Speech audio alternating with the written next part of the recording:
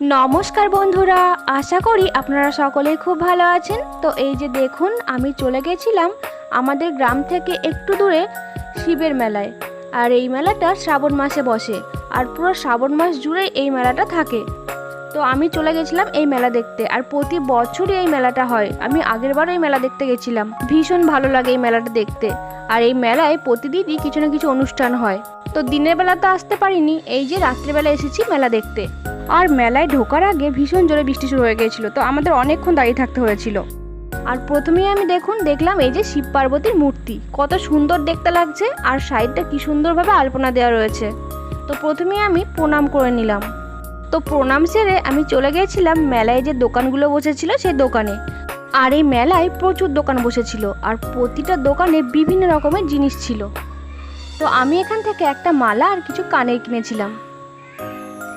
তারপর চলে গেছিলাম এই যে ফুচকার দোকানে।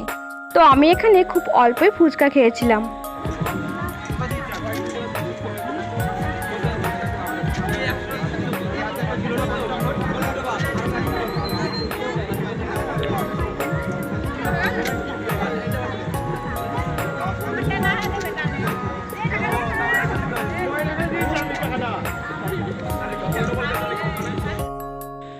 তো ফুচকা খাওয়া শেষ হলে আমাকে একটা স্পেশাল ফুচকা দিয়েছিল, যেটা সব দোকানেই দিয়ে থাকে।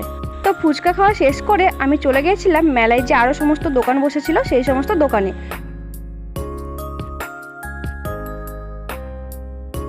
তো ছেলেকে ঘোড়ায় ওঠানো হলো। তবে ঘোড়ায় ওঠার পর 2-3 বার পাক খাওয়ার পরই বলতে শুরু করলো যে আমি নামবো, আমার মাথা ঘুরছে। তাই ছেলেকে নামিয়ে নিলাম। তারপর ছেলের জন্য 2-1টা খেলনা কিনে চলে এলাম বাড়িতে।